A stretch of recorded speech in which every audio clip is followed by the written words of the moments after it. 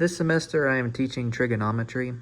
This is the first time I've ever taught trigonometry, so I'm pretty excited about it. Many people in the department have told me that it's one of the more fun classes to teach compared to, like intuitive calculus or the pre-calculus course we have. I've taught the algebra for calculus class 4 times now, so I'm kind of used to it. And I noticed that a lot of my colleagues tend to say it's the worst one, the pre-calculus course. But having done it 4 times and done a little bit of other things like intuitive calc and now trig, I think I might be partial to the pre-calculus. It's kind of, I tell people that and they're like, what are you talking about? That's insane. But I should hold off on judgment because it's only been 2 weeks in the semester, and I'm still getting a feel for my class, learning their names and getting used to the way trigonometry is done because I'm learning how to teach it along with them. And in each of these classes are kind of done differently, so it's not like, copy and paste what you learned from the pre-calculus course and just do that for trigonometry. So I'm just getting comfortable with it. And usually when I start teaching a new class for the first time, I have to get comfortable with it. It's because the material's new. Well, I mean, yes, I've taken trig before. I took it in high school. But teaching it for the first time, teaching is completely different from being a student because you have to think about things that, don't even come to mind when you're a student. For example, you have to make sure the grade book is set up correctly. You got to make sure the due dates are in the right order. You got to make sure that you're consistent with other people teaching the other trig courses. If there's a course coordinator that they want you to do that. And so the managerial stuff, like the stuff that happens behind the scenes, you have to monitor and make sure that you are covering the section the day that you said you were going to cover it, or maybe work ahead a little bit if that's okay. Just trying to make sure things make sense. Time management is another big thing that you don't really monitor as closely as when you're a student, for example. I'll give you just a brief story. When I entered the master's program for the first time and I actually started teaching, my supervisor would come into the classroom and watch me teach and give me pointers, or sometimes she would swoop in and, take care of something. And her biggest, I won't say complaint's not the right word. It's more because it's supposed to be constructive. Her, I guess, criticism of the way I did things at that time was that I wasn't good at time management, and which is reasonable. I think I was only like 23 at the time, and this was a new job for me, so I had never conducted a classroom before, so it was a legitimate criticism. What had happened is that I would spend too much time and not allocate enough time for each subject to the point where we would run out of time, and then they would either miss that lesson or we would have to, play catch up on the next class day. So her criticism of, it sounds awful to say criticism, but that's what she's there for. She's trying to help me be better so that I can make sure the students are learning the stuff. So that's the thing that I remembered most of what she taught me, is to monitor your time and don't let things get away from you. And you get better at it. That was like my first day. I'll say that. That was like my first time teaching. So knowing that I needed to be careful with how I spend my time, I think I overcorrected in the end. And now I go through lessons pretty quickly. I could probably afford to slow down and spend at least 1 or 2 days on a subject. Or not 1 or 2 days, I mean like 2 days on a subject, because this trig class is 2 days a week. It's Tuesday, Thursday, and we meet 7:45 a.m., and the class ends at 9 a.m., so it's a pretty early class. In fact, I'm recording this video on a Monday, so I have to go to bed early if I want to make sure.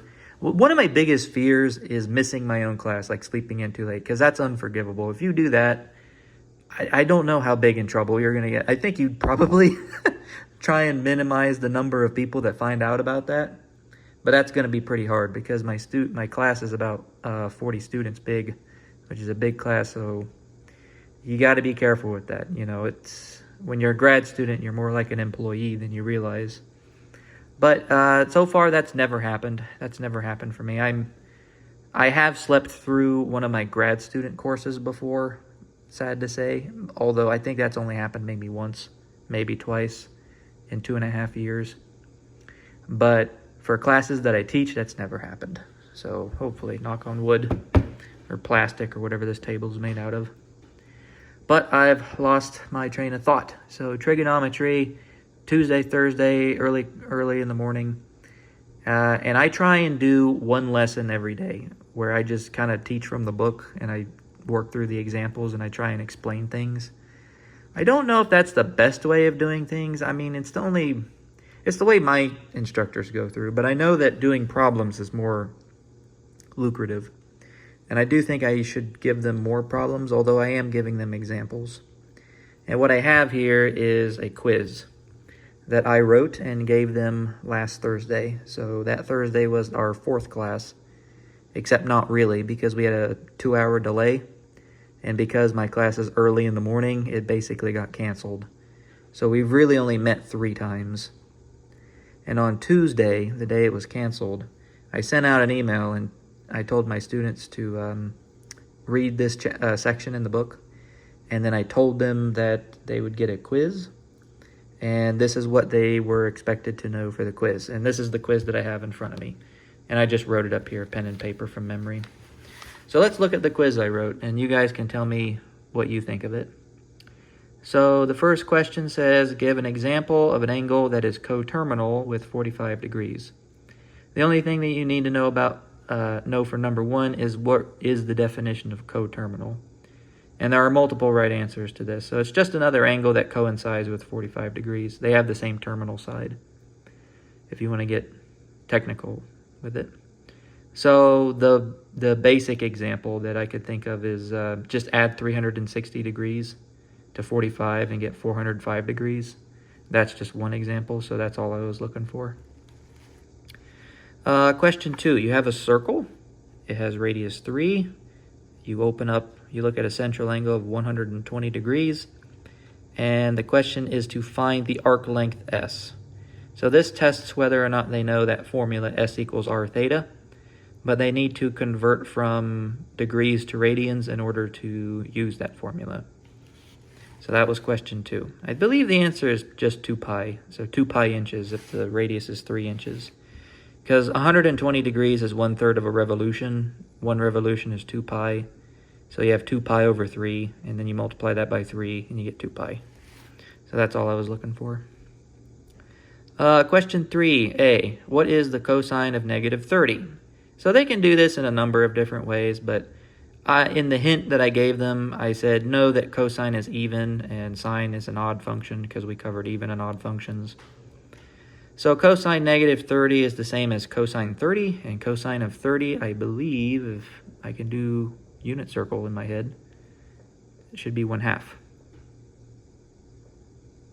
Yeah, it's 1/2, yeah. And then negative sine of negative 3 pi over 4. Wouldn't that be embarrassing if I forgot my unit circle? I just taught it, and now I forgot it. I even had a student in my office today, and we were going through it together.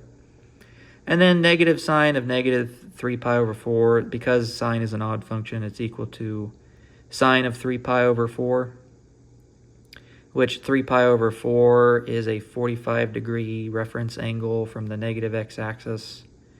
So it should be root 2 over 2. Yeah, root 2 over 2. And then question 4. If sine x is 2/5, then sine x plus 1000 pi is equal to. And the thing they needed to know for this, which I put in my outline, whatever you want to call it, a roadmap to success, is that sine and cosine are 2 pi periodic functions, which means they repeat every 2 pi. And so what I was hoping for is that 1000 pi, you can pull out a 2 pi from it, and you'll get 2 pi times 500, which just means you spin around the circle from angle x 500 times, and you land right back where you started. So the answer for number 4 is 2/5. And then question 5 is the hardest one of these guys, and I gave them an example in the email to model. But they need to know that the sine function has range equal to the interval from -1 to 1. the input does not matter for range. The input, when I change the input for sine, it changes the domain, but it doesn't change the range. Although the domain of sine is all real numbers, so it ultimately doesn't change anything. But the range is -1 to 1. And then when you multiply by -1 out in front, all you do is you kind of reverse, you rotate, you reflect that interval about the y-axis, but it's symmetrical, so it doesn't really change anything. The interval, the range is still -1 to 1. And then you have this +1, which just shifts it up. So you end up with the interval from 0 to 2. And that's the answer for 5. So this was my quiz. I thought it was pretty reasonable. I showed my coworkers. I gave it to them Thursday. I gave them 15 minutes at the end of class to do this because I thought that would be enough time to do this quiz. And they didn't do as well as I'd hoped, unfortunately. I don't want to, criticize anyone, but I was expecting better scores. I think half the class, well, I know for a fact more than half the class failed the quiz. A lot of people couldn't do, I saw a lot of common mistakes. And the way I grade, so I guess I should mention the way I grade. Each quiz is 10 points the way I do it, and then each question is 2 points. And I give points based on how much they demonstrate they know. Like, if they get the question right, obviously I'm going to give them 2 points. But if they make some really minor mistakes, and it can be a couple mistakes, but not too many. But if they demonstrate this person knows what he's doing, then I'll give them 2 points. I'll ignore the tiny mistakes. And then I will take off 1 point if there's something fundamentally missing. So for question 2, there's not much to know other than the formula, but you do need to know that you can't use degrees. You have to convert to radians. So if they don't convert to radians, I take off 1 point, for example. And then the cases where I give 0 is where they either leave it blank or they just were completely lost and didn't know what to do. So I kind of got that feeling from them. I've decided to issue a retake because I really don't want to fail anyone on this quiz. And I rewrote the quiz and I gave them another outline for it. So hopefully this next quiz on Thursday, I'm going to scrap this quiz and replace it with the second quiz. I think the second quiz I wrote is much easier than this one. And also I have to keep in mind that this was the first quiz of the semester. They probably weren't really expecting, they didn't know exactly what to expect. We'll put it that way. So now that they know what kind of questions I ask, then we should be good. I'm expecting much better scores. I hope the average is at minimum 6 out of 10 on the next quiz. And then I'll probably end up writing, I got to prepare them for the exam. Well, the exam isn't for we actually looked this up today. It's not for another week and 2 days. And there's a review day in there. So I think that should be enough time. But the only thing I don't like about meeting 2 days a week is that it feels like the more time I spend with them, the better they're going to end up doing. I can devote more time to doing, review days and making sure that they're prepared for the exam. When you only meet 2 days a week, there's a lot more self-discipline involved. But, that's college, You can't ask them to meet 5 days a week. The pre-calculus class I taught did meet 5 days a week. But the other classes usually are either 2 or 3. So I hope they do well. I gave them a pretty good outline. And I tried to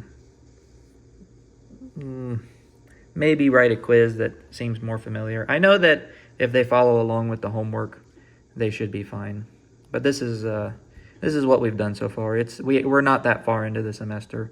Tomorrow morning we're going to talk about graphing the sine and cosine function, and see the curve, the wave that those functions make. And I actually did not get to finish taking my lecture notes today. I'm going to do that before I fall asleep because this semester all my stuff is in the morning. I have to get up early in the morning, work all up until noon, and then I go and hit the gym because I'm going to the gym now. I'm trying to get serious about this health and fitness thing, and I do feel better. Hopefully by February 1st, I'll be at my target weight, but I don't think I will be, in which case I need to cut more stuff. But I'm feeling pretty good for 2024. I did get some good news last week, which I don't really want to say out loud because it could be taken away from me this week. We will see. But if everything goes smoothly, then there's going to be a really interesting video in the future.